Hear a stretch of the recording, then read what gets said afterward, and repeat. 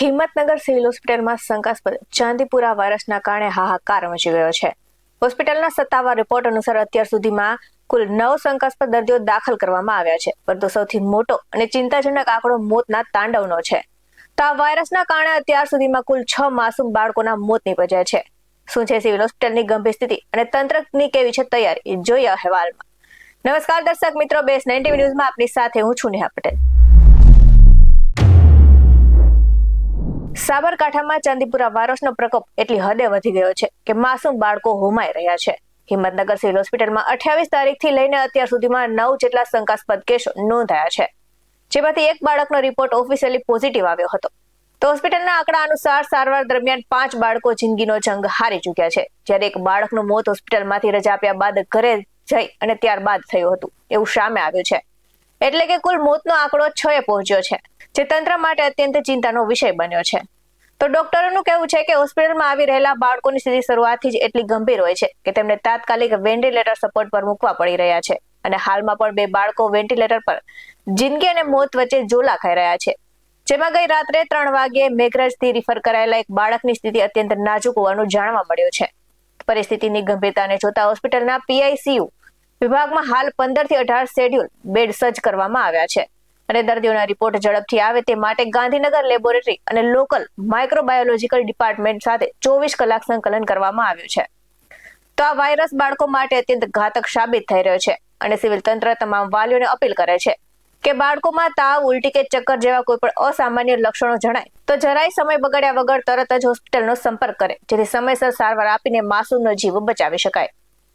આ સાથે જ વિગતે જાણીએ ડોક્ટર પાસેથી. 20 તારીખે લઈને અત્યાર સુધીમાં ચાંદીપુરા સસ્પેક્ટેડ વાયરસની અંદર 9 દર્દીઓ આપણા હિંમતનગર સિવિલ હોસ્પિટલમાં દાખલ થયા છે. એની અંદર 8 જણનો રિપોર્ટ આવી ગયેલો છે અને એક રિપોર્ટ આવવાનો બાકી છે. એમાં એક પોઝિટિવ આવેલું, એનું મૃત્યુ થયું છે, અને એક સાજો થઈને ઘરે ગયો છે.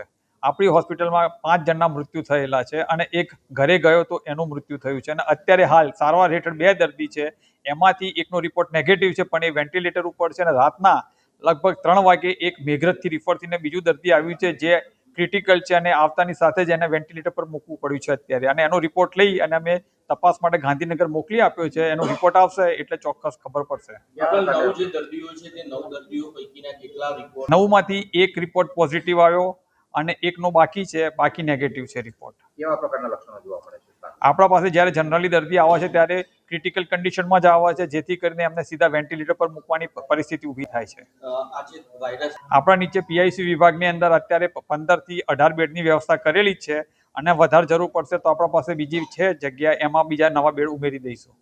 ખાસ કરીને સર પ્રમાઈ છે ખરી? ગઈકાલે અમે એના માટે અમારા માઇક્રોબાયોલોજીના ડિપાર્ટમેન્ટ સાથે સંકલન કરી અને એમને વ્યવસ્થા કરી છે કે 24 કલાકની અંદર કદાચ રિપોર્ટ આવી જાય તો એવું મળી શકશે. હવે અહીંયા પીડિયાટ્રિક ICU છે હિંમતનગરની અંદર. તો આપણે 9 શંકાસ્પદ એડમિટ થયા છે બાળકો, જેમની ઉંમર 14 વર્ષથી ઓછી જ છે. હવે એમની અંદર અમારે 6 એક્સપાયરી થઈ છે, અને પોઝિટિવ કેસ જોવા જઈએ તો એક ઉદયપુર રાજસ્થાનનું જ હતું. બાકીના બધા અત્યાર સુધી જે કેસીસ છે બધા નેગેટિવ છે. એક પેશન્ટને આજ સવારમાં જ એડમિટ થયું છે, એમની રિપોર્ટ અમે મોકલાઈ છે. તો ના, હવે એમની અંદર જો પ્રેઝન્ટેશન હોય છે પેશન્ટની, એમની અંદર અમે બ્લડ સેમ્પલ અને CSF સેમ્પલ હોય છે. એ સેમ્પલ અમે GBRC ગાંધીનગર મોકલતા હોય છે.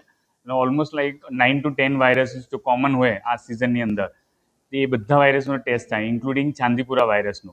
બીજા વાયરસીસ હોય છે like Japanese encephalitis, herpes simplex, Zika virus, dengue, chikungunya virus, બધા વાયરસનું ટેસ્ટિંગ થાય. તો જો કોમન વાયરસીસ છે એ બધાના ટેસ્ટ નેગેટિવ આવે છે. એટલે પોસિબલ છે કે આ સિઝનને પ્રમાણે કોઈ અનનોન વાયરસ હશે જો કે ચાંદીપુરા લાઈક બિહેવ કરે છે. એનું જો પ્રેઝન્ટેશન છે એનું જે ઇફેક્ટ આવે છે બાળકો ઉપર એ ચાંદીપુરા જેવું જ હશે. તો એમનું ટ્રીટમેન્ટ પોઈન્ટ ઓફ વ્યૂથી તો અમે બધી સારવાર આપીએ છીએ, જે વાયરલ એન્સેફેલાઇટીસનો પ્રોટોકોલ હોય એ પ્રમાણે. કેવા પ્રકારના લક્ષણો હોય છે બાળકોના? હા, હવે એમની અંદર લક્ષણ જોઈએ તો આપણે સ્ટાર્ટિંગ પોઈન્ટમાં તો હાઈ ગ્રેડ ફીવર સાથે જ આવે, એટલે 102 થી 104 ડિગ્રી ફીવર સ્ટાર્ટ થાય. પછી એમને વોમિટિંગ થાય, વોમિટિંગ પછી અમુકને ઝાડા બી હોય, અને પછી ખેંચ આવવા ચાલુ થાય, અને એમની એટલે આમનું જો પ્રેઝન્ટેશન ઓલ્ટર સેન્સોરિયમ થાય, એટલે કે અમુક બેભાન સ્થિતિમાં આવે, અમુક કોમામાં બી આવે, એટલે એવા સ્થિતિની સાથે આવે છે. હા, હવે એ છે ને તો વાયરસ જે છે એ ડાયરેક્ટલી બ્રેનની અંદર અટેક કરે છે. તો બ્રેનના પેરેન્કાઇમ હોય છે, ન્યુરોન્સ હોય છે બ્રેનમાં. તો હવે ડાયરેક્ટલી એને બ્રેનની ઉપર જ્યારે અટેક થાય તો એની અંદર સ્વેલિંગ થાય છે અને બ્રેનને ડેથ થાય ન્યુરોન્સની અંદર. તો એના કારણે જો રેપિડ ડિટોરિએશન હોય બાળકની અંદર તો એ વિધિન 6 hours to 24 hours અંદર બાળકની અંદર જોવામાં મળે છે. તો એના કારણે પોસિબિલિટી રહે છે કે રેપિડ મોર્ટાલિટી કોમન છે. ખાસ કરીને ના, એવું નથી. હવે આવા જો કેસીસ છે, આ કેસીસ આમ જોઈએ તો આખા ગુજરાતની અંદર અને બધી જગ્યાએ મોન્સૂન સિઝનમાં કોમન હોય છે. એટલે પ્રાઇવેટ હોસ્પિટલ્સ હોય કે સેમી ગવર્મેન્ટ હોય એ બધા હોસ્પિટલ્સની અંદર આવા પ્રેઝન્ટેશનવાળા કેસ આવે છે. તો એ બધા લોકો ટેસ્ટિંગ માટે તો મોકલતા જ હોય છે.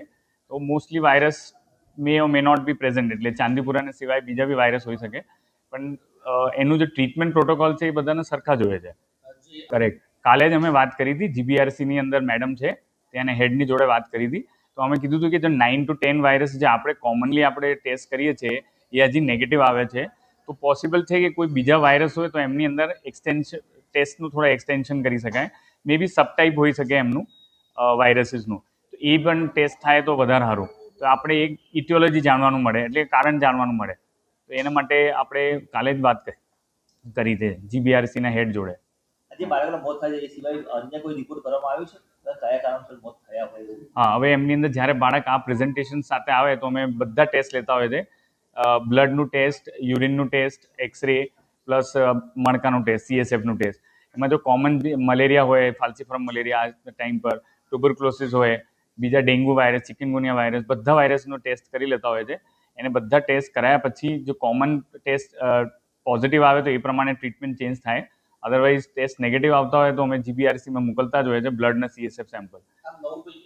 હજી સુધી કોઈ આવા જો અમે તો બાળકને સસ્પેક્ટ કર્યા હતા એમાંથી કોઈને બી ડેન્ગ્યુ પોઝિટિવ નથી અને મલેરિયા પોઝિટિવ હોય કે આવા કોમન ટીબીના કોઈ એવા સિમ્ટમ્સવાળા હોય એ નથી આવ્યા.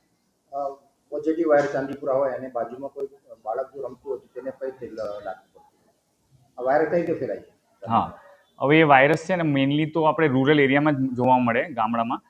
એટલે કે કાચા ઘર હોય, લીપણવાળા ઘર હોય, એમની અંદર સેન્ડફ્લાઈઝ હોય છે, જે કોમન બ્રીડિંગ સાઇટ છે. હવે ત્યાં જો સેન્ડફ્લાયનું બ્રીડિંગ આપણે કંટ્રોલ કરીએ તો આપણે ચાન્સ છે કે આપણે બાળકો જો 14 વર્ષથી નાના બાળકો હોય એમ લોકોની ઇમ્યુનિટી કમ્પેરેટિવલી ઓછી હોય મોટા માણસ કરતાં. તો એ લોકોને આ માખી કડે નહીં, એને માખી ના કડે તો સિમ્ટમ્સ સ્ટાર્ટ ના થાય અને બાળકને આપણે રોકથામ કરી શકીએ. આવા જ વધુ અહેવાલ સાથે ફરી મળતા રહીશું. તમે અમારી YouTube ચેનલને સબસ્ક્રાઇબ કરવાનું, અમને Facebook અને Instagram પર ફોલો કરવાનું ભૂલશો નહીં. બાકી નવી અપડેટ્સ મેળવવા માટે આપ જોતા રહો BS9 TV ન્યૂઝ. નમસ્કાર.